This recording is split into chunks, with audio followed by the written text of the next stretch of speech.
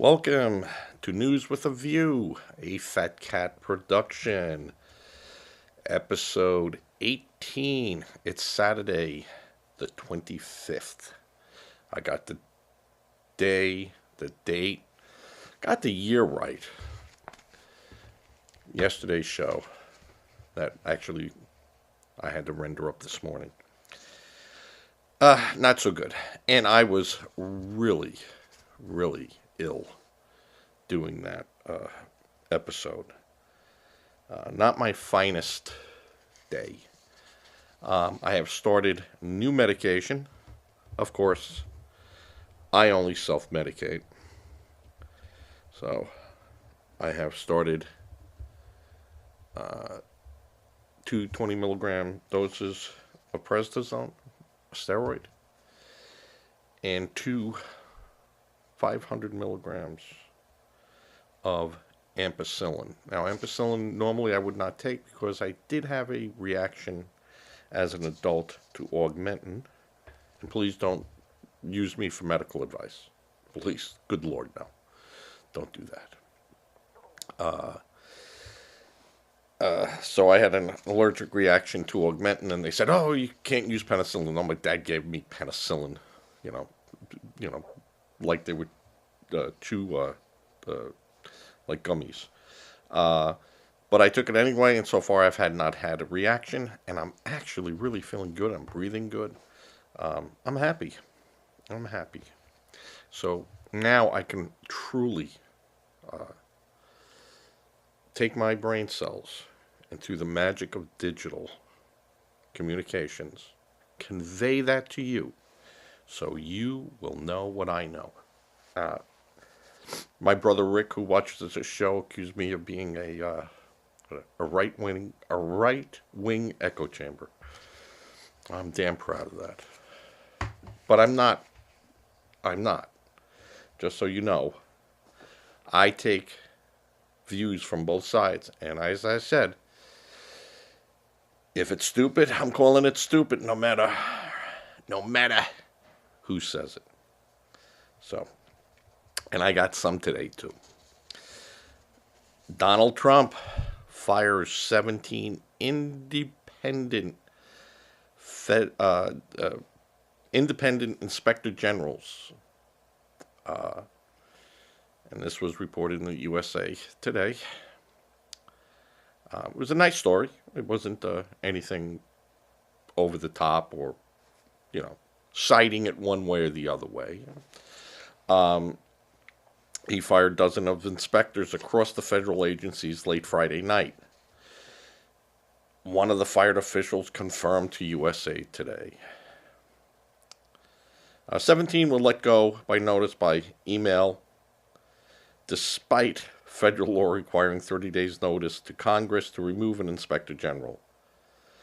Inspector generals are independent investigators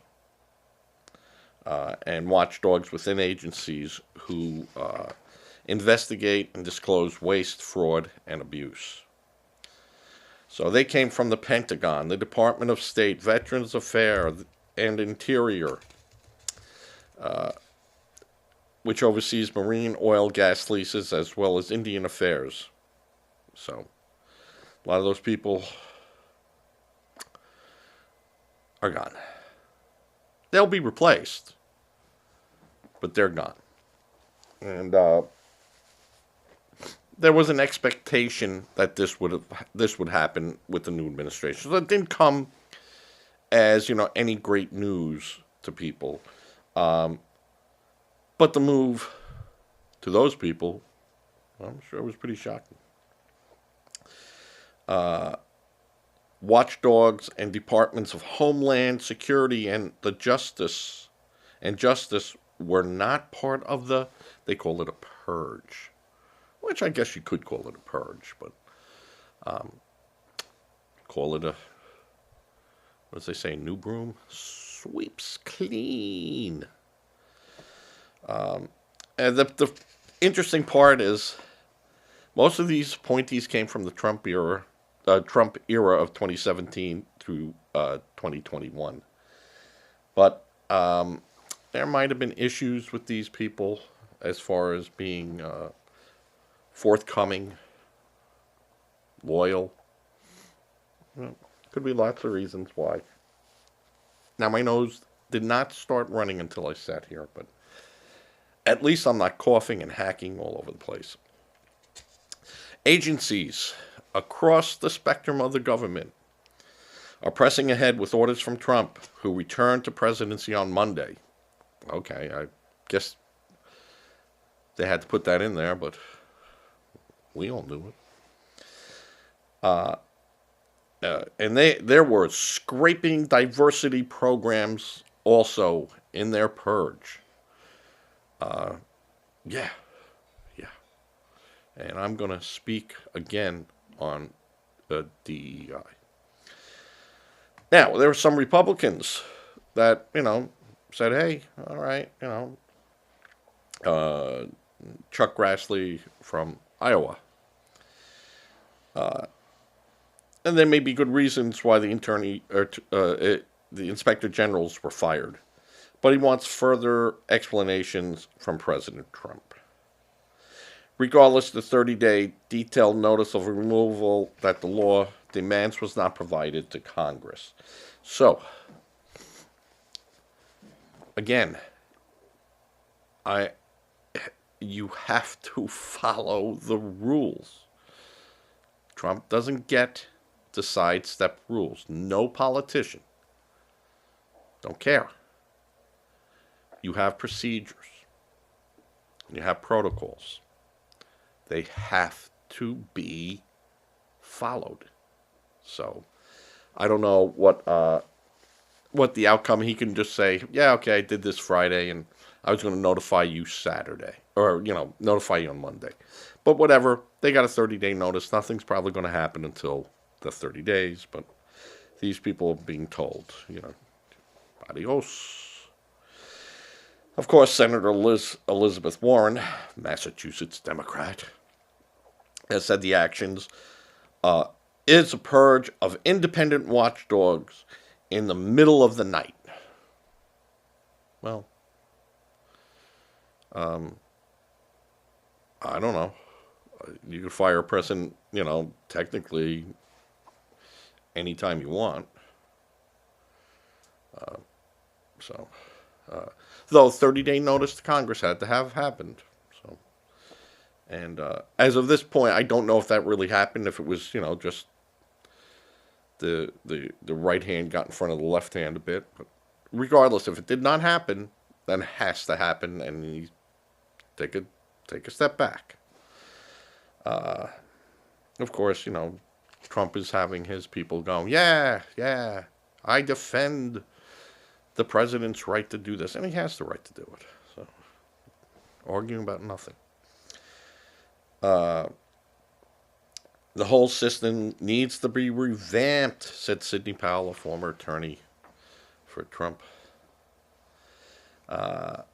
Many political appointed leaders of agencies and come and go with each administration. We've seen this. It happens all the time. But an inspector general can stay in place and has stayed in place for multiple administrations where they go, hey, the guy's doing a good job. I like him. He's never said anything bad about me, or might not have ever said anything good about me, but never said anything bad about me. So, hey, keep him. Hey, you're happy doing your job. You like it. Anything I can help you with? Yeah, there's the door. Tell me. Come knock on my door. So, I think when Trump came into office in 2017, I think he got rid of 4 or 5.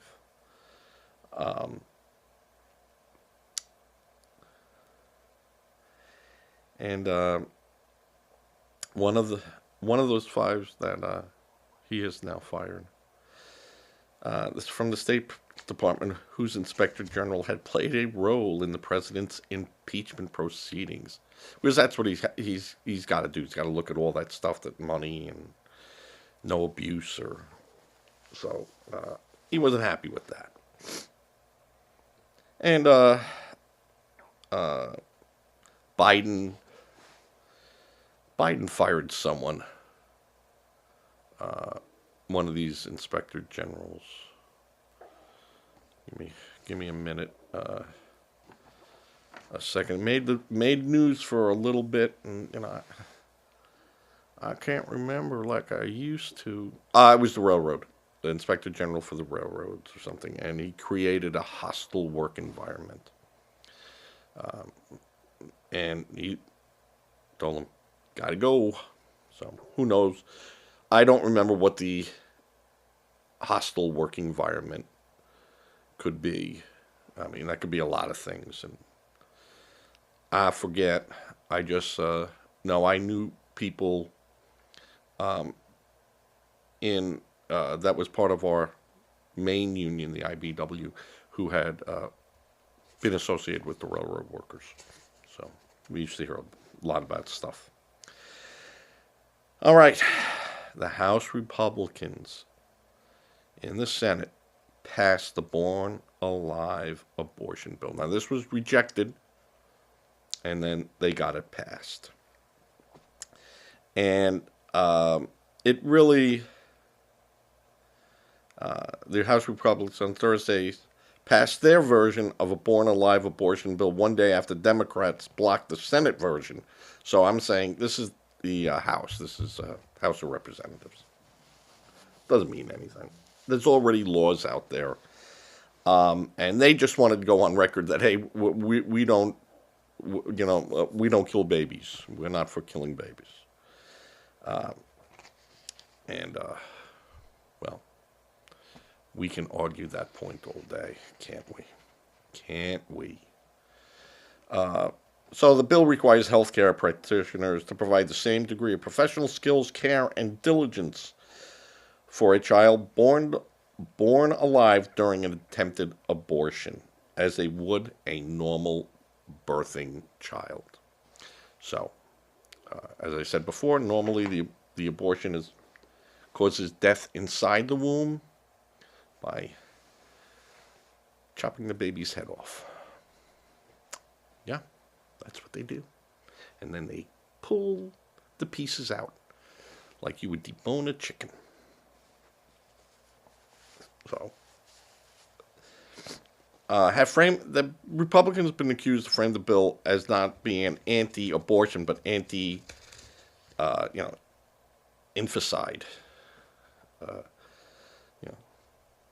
killing children. I kind of slant towards the Democrats on this one. If it has to do with abortion, their hand should be off of it, and it should go to the state. So I made that yesterday when I was coughing, sneezing all over the place. Anything with the word abortion tied to it is a state rights issue. And states that are allowing abortions willy-nilly already are fine with killing babies. So I don't know what this is going to do. And of course, there's, they're saying this will go after doctors, and doctors will now go, I'm not doing abortions. I'm not going to do it.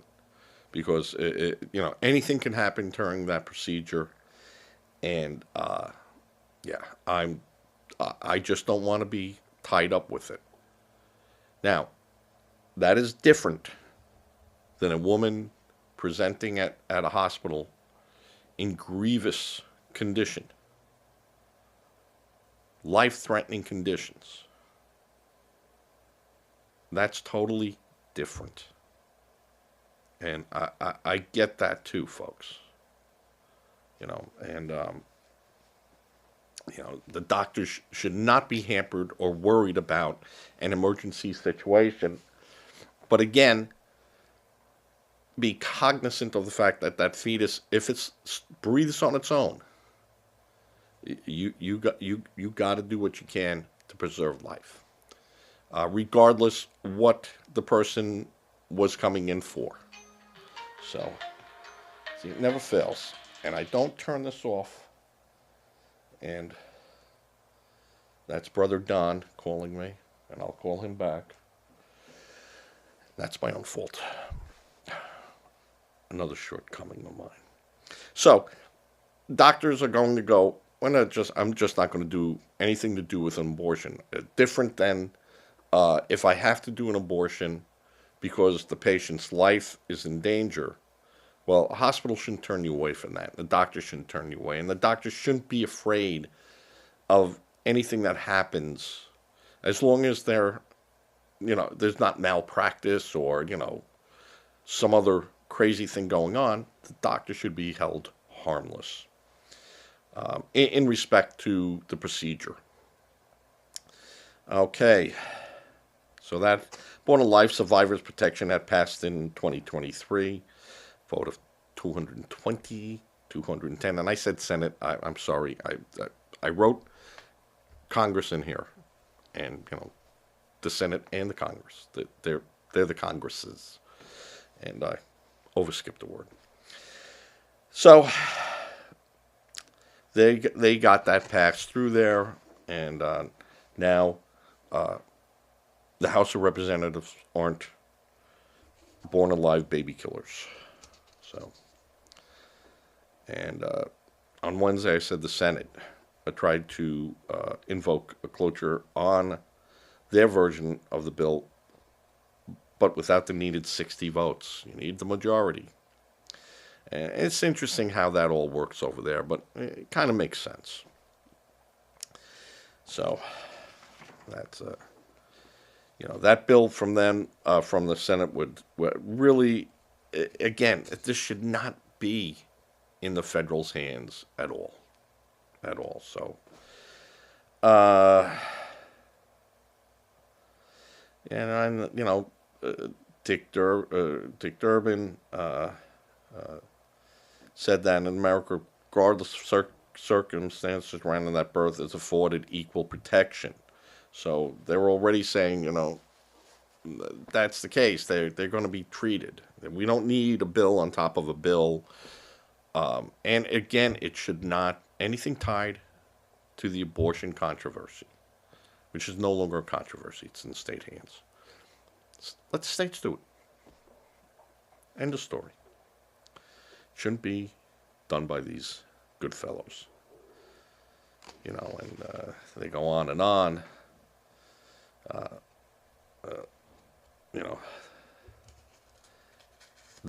People saying the bill is cruel. Doctors are already both honored and obligated to provide appropriate care for patients. And Representative Michelle Fischbach from Minnesota said the legislation is not about abortion, but instead about medical care for babies. Well, babies are people, and people can be adults, can be seniors, can be handicapped. So I don't know really if that's true. And Minnesota is the last state anyone from should be saying about abortions. Their governor was all for live birth abortion. So that's my spin on it, folks. This should never have even touched any of these people's hands. Okay. And I think the available data, I should have wrote this down. It was like 140 cases where this has happened, and they just let the baby expire. So it has happened now since 2003 to 2014, where I guess it's the CDC probably keeps those records. Trying to remember what I was reading yesterday. Where they called an induced termination or something. I don't like it. I think it should be state rights, and whatever the states decide to do. You don't like it? Support and vote for people that think like you. And if more people vote for people that don't think like you, well, that becomes law. Move away or fight the fight again. So, all right. Let's move on from that delightful subject.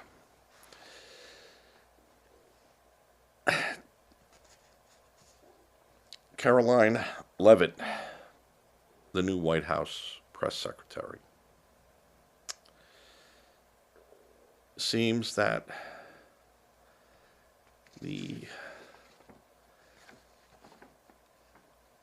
and this was from an article I wrote in the Salon, Salon. A truly, I mean, you couldn't ask for a more biased, but factual. It is factual, and that's what I say. They can be the most biased, but if they're putting facts in there and just changing the words around to make it sound horrible, there's no different than when Fox puts it in there, uses the same facts, and they're lighting off fireworks saying this is the best thing that ever happened.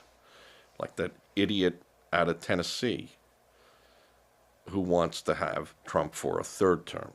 Wants to change the 22nd Amendment. Dummy. So their article says, serving as White House press secretary to a president who launched a crypto scheme mere days before entering the Oval Office. So now they just painted Trump as, some schemer. I guess you could. The report said, that she's no stranger to the grifty side of politics. Now, she ran for a congressional seat in 2022, and she was defeated. And her election committee racked up, lots of bills, but the committee had paid them. But it seems, according to reports filed with the Federal Election Committee from citizens, I didn't write that down here, but I'll find it. She had about $300,000 worth of contributions that were over the cap limit that you were allowed to get. And according to the Federal Election Commission, I said commission, that money has to be returned back to those donors, any amount above and beyond. Well, her leftover campaign only has about $8,000 in it. So they're not going to be able to do that. And seems that, just a couple of weeks ago, her committee on her election committee refiled affidavits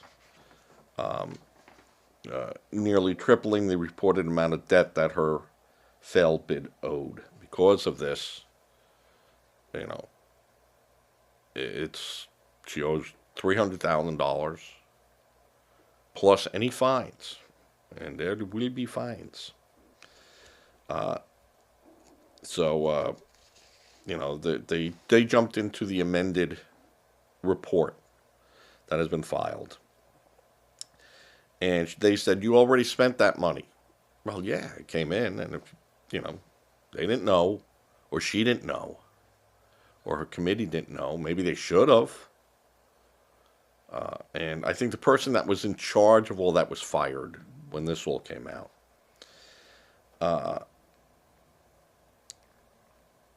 So the way the federal finance, campaign finance laws read,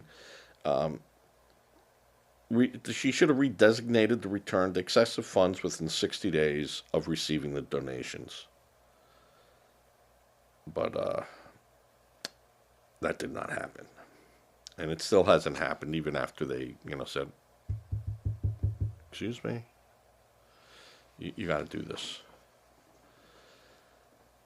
And that was Citizens United group. How could I forget them? They were the ones that took on went to the Supreme Court and actually changed how a lot of these finance things worked, and it kind of backfired in certain cases, but now things have to be looked at, and donors had to be identified. And there's other ways that donors can be unidentified, but the group says this late filing by them proves their complaint was true. Now, they made an accusation, and it was never proved.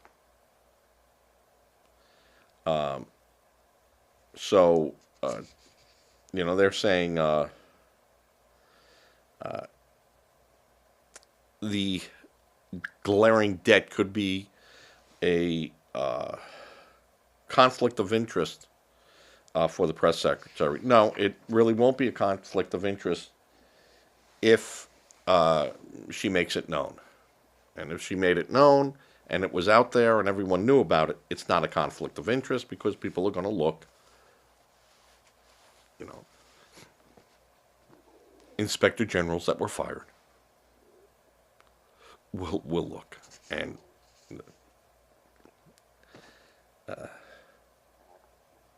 the FEC said this matter is still out there and is ongoing, and we really can't make a statement about it. But it's there and it can be looked at. So now, I reported about a border agent in Vermont that was murdered, and the shooter was also terminated. And there was another person with them, and she has been caught. And it's really a bizarre tale. From what I've read, these two individuals got noticed by a clerk in a hotel, the front desk person, who said these people came in black tactical outfits, head to toe, covered, just their eyes open and stuff, presented legal ID and whatever they needed to get a hotel room, and were carrying holstered weapons, which is legal. There's nothing illegal about it. But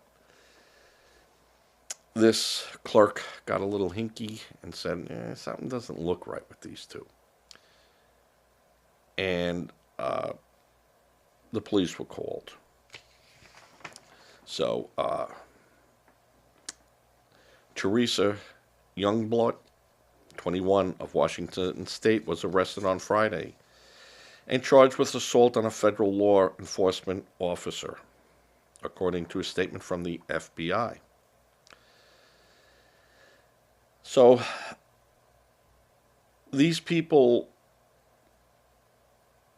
were being followed now by the police and then Border Patrol to see, hey, where these people come from. They're 100 miles or less from a border. Now Border Patrol can get involved.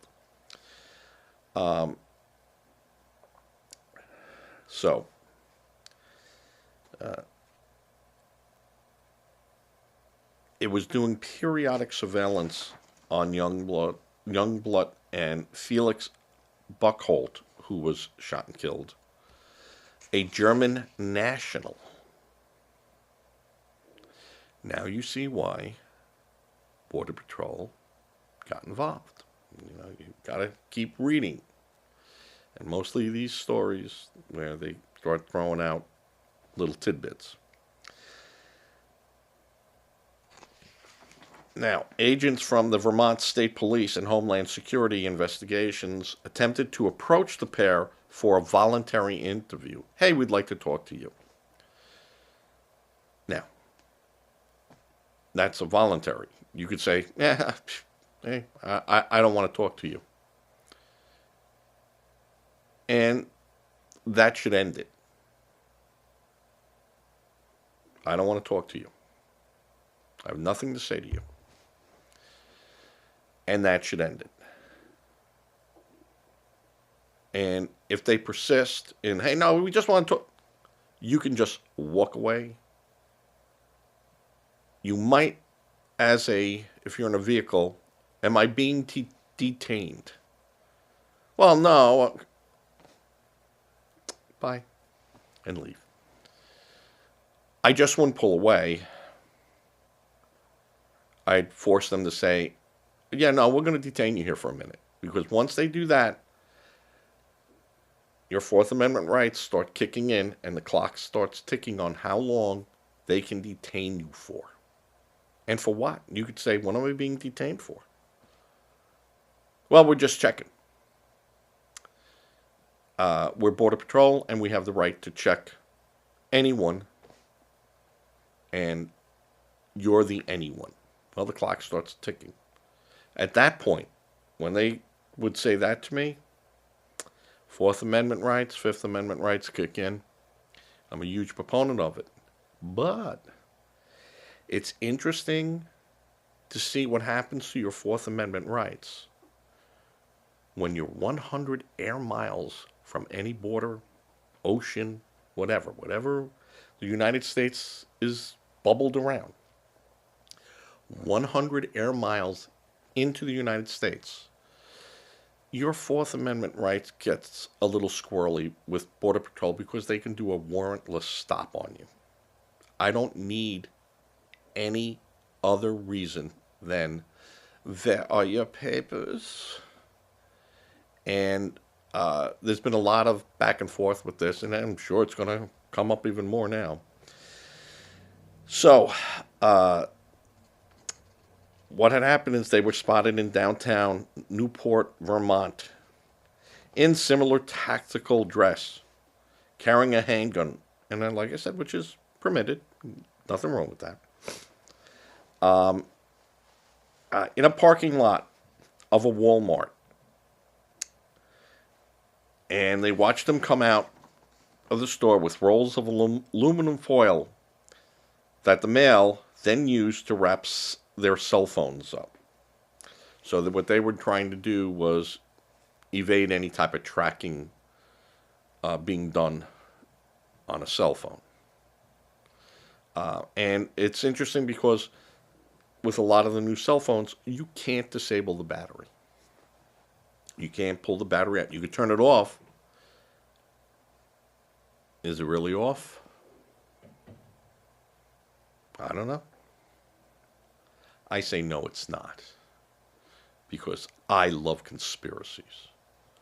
But I would say that, yeah, if that was a concern of yours, yeah. I don't know how much aluminum foil is going to protect you with that, since, it can go through leaded glass. It can, basically go through the roof of your car, too. I mean, you need a line of sight, but there's also other means for them to get data on you, not just through GPS or locating anything like that. Cell tower communication pings. But they were trying to wrap these cell phones up, which in itself is not illegal. There's nothing illegal about that. I mean, might be a bit extreme, and, I know through family members that have done crazy ass shit like that. Now, the stop was initiated by the Border Patrol agents under the pretext of an immigration violation. So,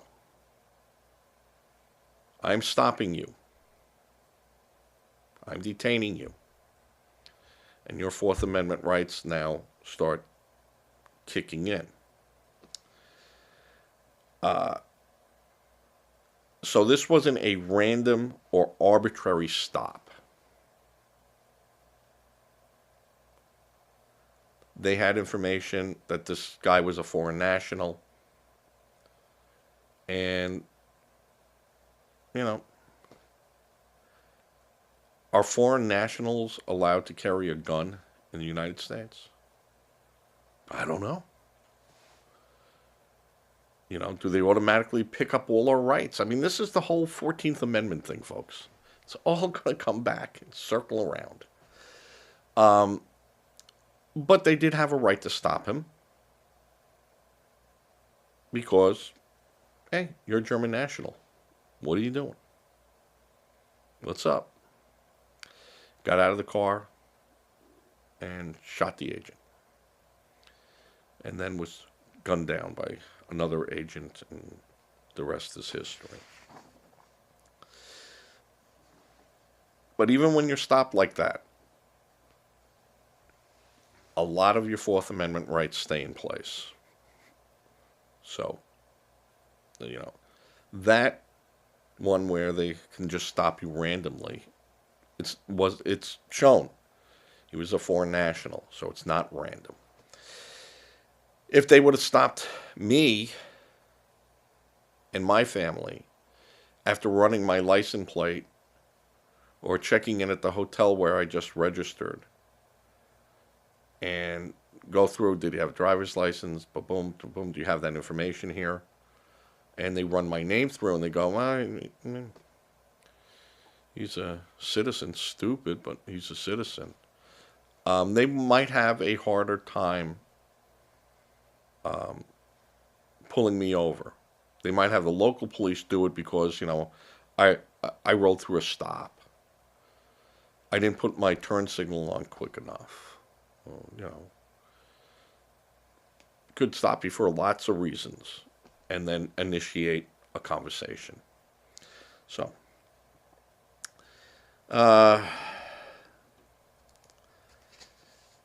so the agents described to their supervisors that both Buchholz and Youngblood possessed firearms, and that Youngbolt drew and fired a handgun toward at least one of the uniformed patrol agents without warning. So, she fired. He got killed.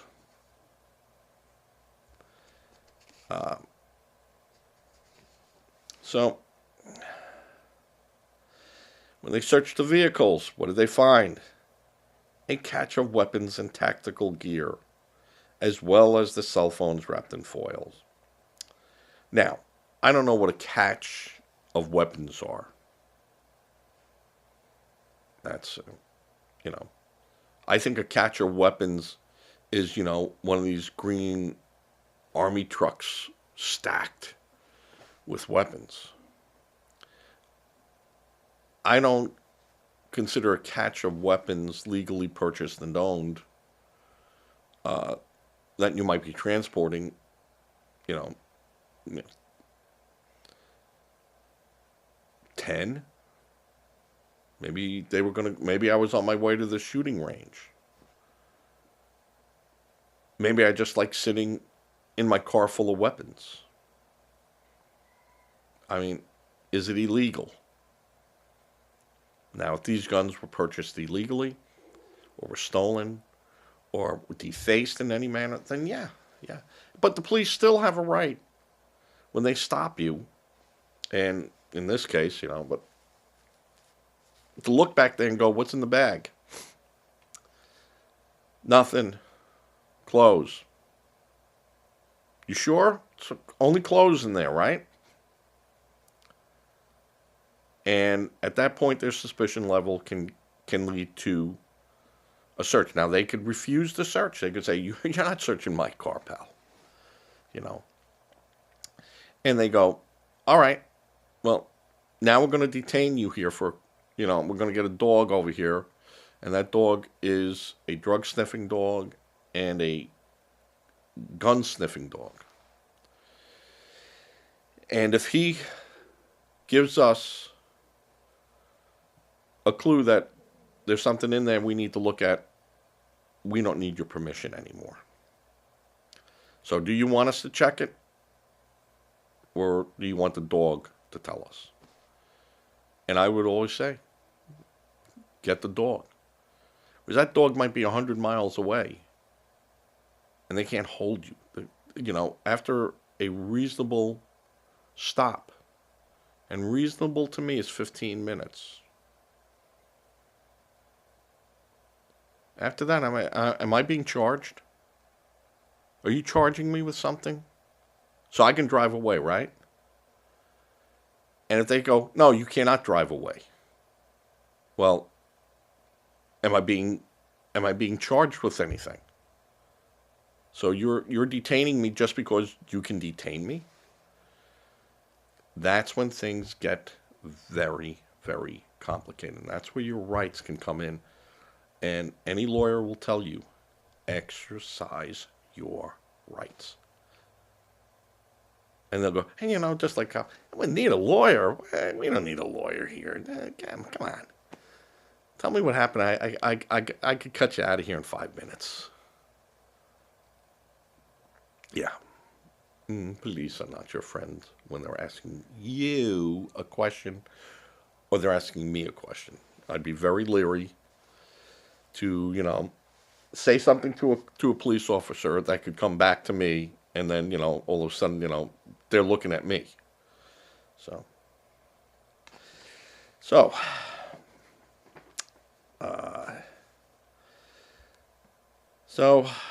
they're patting each other on the back. The arrest proves the FBI, together with our partners, will work diligently to ensure that individuals who use a firearm to assault, such as a public servant, will be brought to justice. Yeah, well, I don't know if we need anything special to make that type of statement, but whatever.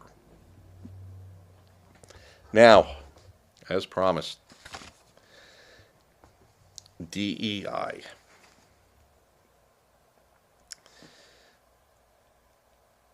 When did the workplace start embracing DEI? And for all you people, diversity, equity, and inclusion. Diversity is embracing the differences everyone brings to the table, whether those are someone's race, age, ethnicity, religion, gender, sexual orientation, physical ability, or other aspects of social identity.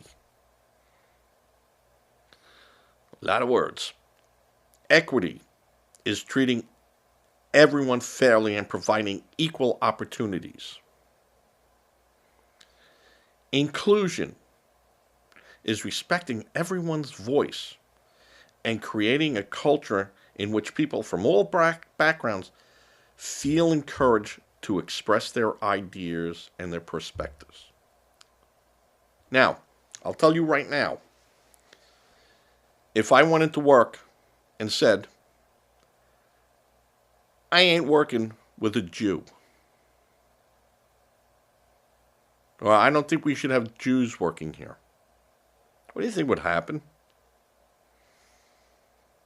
Why can't my ideas be inclusive?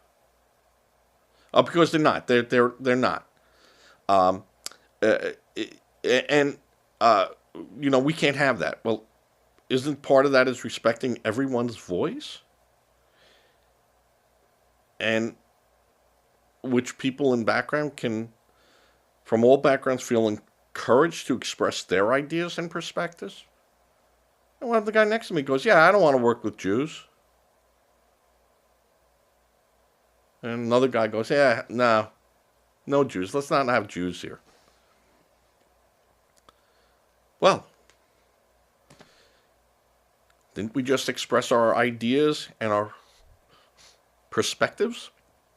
So I can't get in trouble for that, can I?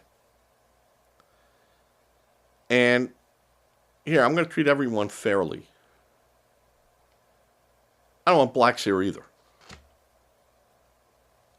And don't get me going on Hispanics. I mean, I'll take Asians because they work really good. So I'm fine with Asians. I don't, diversity is embracing the differences.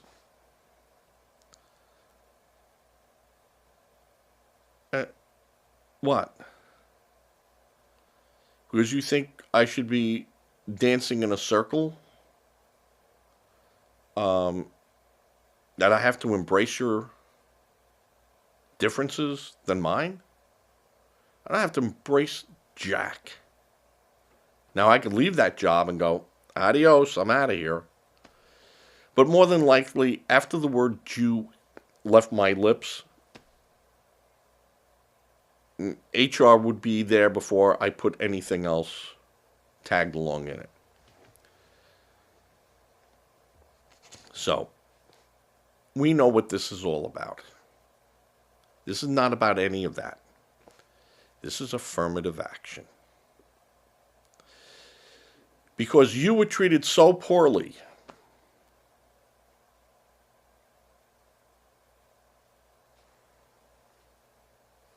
you win the diversity lottery. Congratulations. How do you think companies feel about that? I can tell you right now, companies hate DEI. Probably more than a company would hate dealing with a union. Because in a contract, you could put words in there that you expressly know what those words meant. And there's no question about it. And if there is a question about it, there's language in that contract that states what the resolution can be. So, companies hate DEI more than they hate unions. And I'll tell you, I've heard this from many, many corporate lawyers. Where, hey, I know I can't say it, in there or over there, but, we're all at the bar, jawing away. And they say it's ridiculous. We can't, we have to open up not only the front doors, but the vault and our future for DEI. Yeah, no. This has to go. This has to go. You should have equal employment. And EEOC is all about that. That it's a federal right. I ain't going to hire you're gay, so I'm not even taking your application. Not. Next. Well, I would say that would be a problem because you didn't take his application. You made your decision based on the fact that he was gay. Or black. Or bald. Not on the merit or the skills and the ability. What can this person bring to my company? And I've seen people with spike hair and, steel studs in their eyebrows and stuff be some of the most talented people brought into the company. And were never a problem. It just wasn't a problem.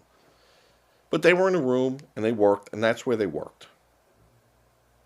And they'd walk down the hallways and you'd see him and, well, no, new stud. And that was it. But these were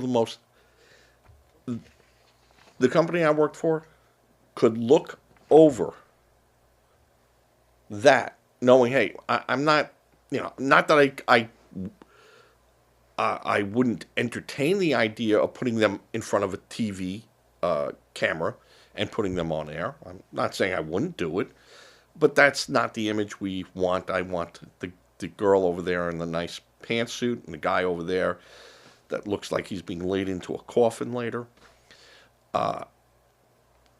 And that's what we want to look at, you know, not, that. Now, eventually, that might happen. They might go, hey, we're losing a large market area by not having, some of these people who have skills and ability, went through journalism, went through television, and all right, so they looks like he's got the Statue of Liberty crown on his head, and we'll figure out how to get the camera angle so that light's not blaring off his stud, and we'll give him a shot, or her a shot, or them. Don't get me going with that. But the company can decide that on their own. They shouldn't be handcuffed. It shouldn't be with a bayonet behind their back going, you're going to do this, right? Yeah, yeah, sure. No worries. So,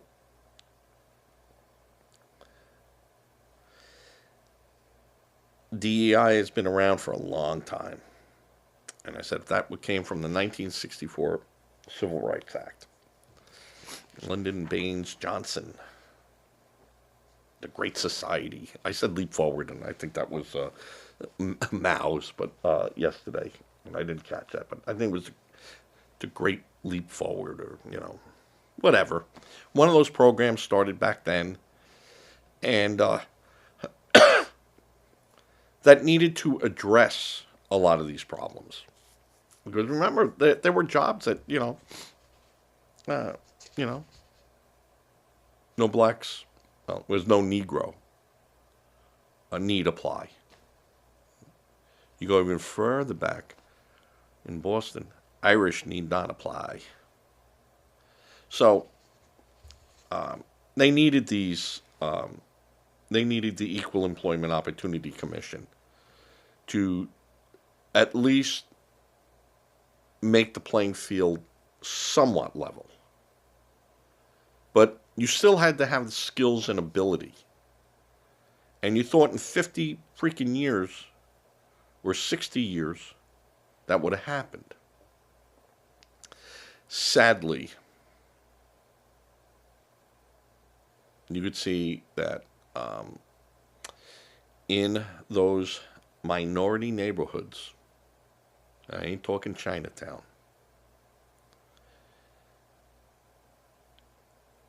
or Koreatown. I'm talking about areas where Martin Luther King Boulevard and Malcolm X Road intercede one another. That even with all the money, and I mean trillions, not billions, trillions, thrown to keep them in school, to educate.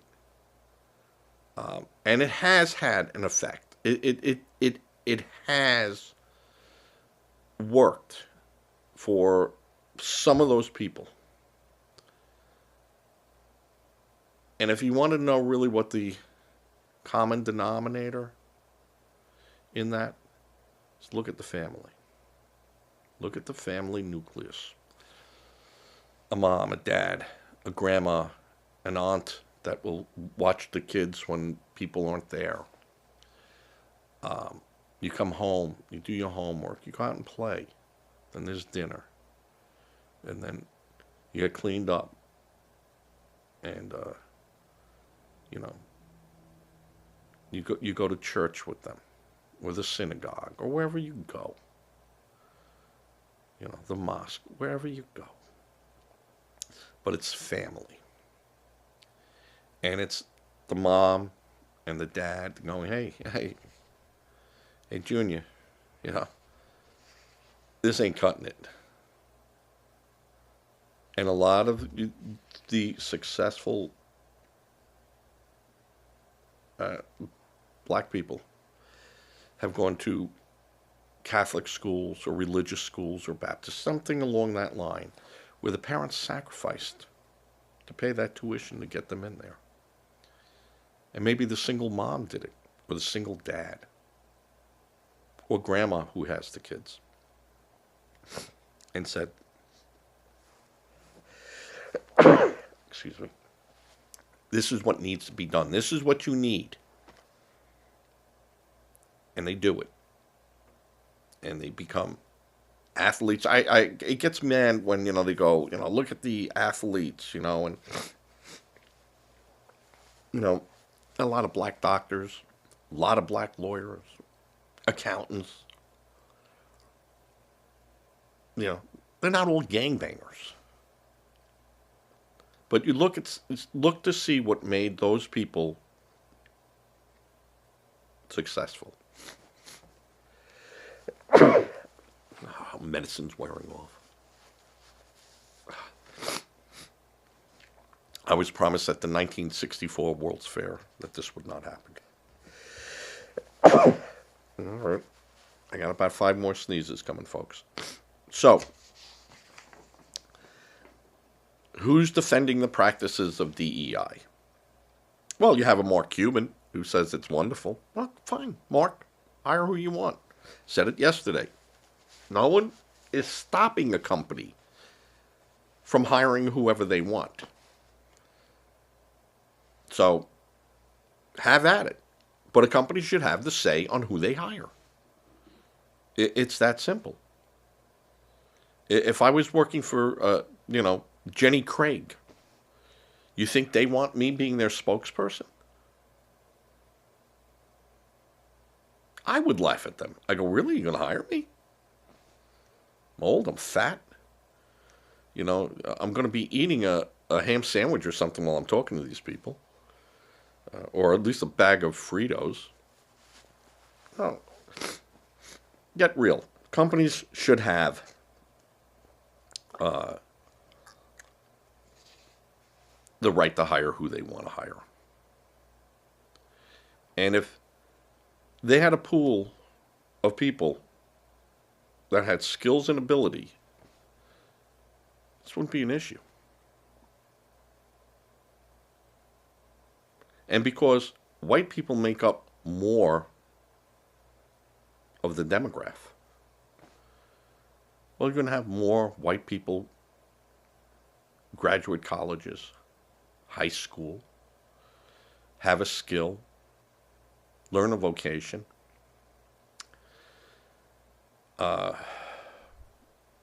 Then the 14% of the population, where how much of that population, take that now, 14% now, make it 100, because we're looking just at them. How many of them graduate? Yeah. How many of them get put into the legal system? Which I'm going to tell you, 2/3 of America is just about in the legal system. So these ideas of misdemeanors following you and some of this other stupid crap, yeah, you're really limiting who you can focus on. Because you can, in the day, a cop stopped you driving and said, hey, pal, give me your car keys. You're walking home. Park it over there. When I see you're not around, I'll leave the keys in a spot I know you'll find them. But if I come back here, and I'll be back here, because I just go up and down this road, and I see the car gone, I know where I'm going. And then I know where you're going. But if you weren't crazy and you weren't reckless and you that's what happened. And you go in the morning, you get your car. Still might be hungover, but you're going to get that car. And when you see that cop, you wave to him, thank you. And they go, yeah. You don't get another one, pal. Or the cop on the corner who'd grab you, give you a rap, and tell you, yeah, look at me, son. I'm 40-something years old. My legs hurt. My knees hurt. I had to chase you. And just so you know, a 40-year-old guy with bad knees and bad legs caught you. So, one, you're not fast. And secondly, you're not bright. You make a terrible criminal. So, I'm going to slap you around a little bit. Not hurt you, not going to mark you up. This time. Can't say what happens the next time. Or they bring you home to your parents and go, he's your problem now. Might want to ask him what he was doing. And here's my number. You can call me. I'll be at the precinct in about 3 hours. If he doesn't tell you, you can call me and I'll tell you what he was doing. You have a good day. Junior, I don't think I'll be seeing you for a while. And that's the way it used to be done. They had discretionary power. Now, of course, I'm speaking of myself, who lived in a town that was 99.8% Caucasian. I could not tell you what happened on the other side of the parkway. But you hear stories. And then a lot of times, they'd mouth off, and the cop goes, I just don't like you. You know what? Tell it to the judge. And they jammed the kid up over something that just could have been handled so much differently. But it comes down to family values. And, listen, every family is going to have their problem. It happens. The Kennedys shouldn't be driving cars or flying airplanes. I'm just saying that. Sorry. Or skiing. But every family, Luigi came from a fantastic family. And he allegedly murdered someone. It happens. It happens. But DEI, I'll go back to that, should not be rammed down the throat of an employer. Now, the government, being a major employer, now says DEI will not be used. We have the EEOC, and in there, we're going to be looking at skills and ability. It is tough to argue that is wrong. It's a very tough argument. And there are people like Ryan P. Williams, and he is the president of the Claremont Institute, a conservative think tank. The words that are an acronym for DEI represents sounds nice, but it's nothing more than affirmative action and racial preferences by a different name, a system that features racial headcounts and arbitrary assigned roles of oppressor and oppressed groups in America. If we continue to do democracy this way, it will only end in acrimony, strife, resentment, and American collapse. And this was what he wrote. Yep. And he's absolutely right with that. It is bad.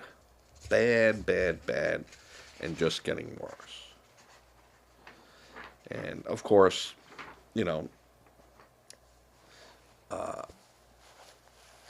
when the police arrest someone, and they've been bad arrests. We saw that Tennessee. We've seen that. I don't think the George Floyd was a bad arrest. I think the outcome was bad for George Floyd. But he was all on drugs. He was resisting. And, you know, you had brand new rookie cops there. And the experienced officer took charge, held the guy down, and the guy went into cardiac arrest. But did he go to cardiac arrest because of that or the drugs? And, they just skewed it, burnt the town down. Waltz did nothing, and called it social justice. Yeah. Yeah. You want to know why Trump won? All right. That's it for Saturday. I don't know if I'm going to do one tomorrow. Depends how I feel. I'm actually feeling pretty good, and except for a couple of sneezes and a couple of sniffles. I think this went pretty well. Don't you think so? I gave you a lot to think about. And Brother Rick, opinions cannot be debated. Only facts can be debated. Because your opinion is your opinion, and my opinion is my opinion. And I use facts for my opinion. So my opinions are always correct. You should know that. All right. My brother Donald sides with me, too. Oh, God, I hope his wife's not watching this. All right. Again, say prayers for those victims of the hurricane and fire that are suffering, and the suffering that is still coming for a lot of these people when they have to deal with their insurance companies. If you're going to give a donation, what do I say? Give it to a registered charity, Red Cross, church group that you work with, and that money will get to where it needs to get to. They're not going to come to you. You must go to those charities. If you get an email saying, hey, donate, yeah, don't. Go to your local chapter, get online, type in Red Cross, Samaritan, any of these ones, and you can find a place where you can donate money to and not be a victim helping a victim. All right, with that, I'm going to fade to black, and hopefully this worked. Yesterday, it did not work, and my whole podcast was in a freeze frame from about 30 seconds in, and this switcher does not let me see the E over E, the recording side of what's going on. It shows the program out, but not the recording side. I'm going to fix that. And so I didn't know that had happened until I went to edit it, and I go, this thing is not working right, and it was a bad day. I had to redo it. All right. As always, good night. God bless. As I fade to black.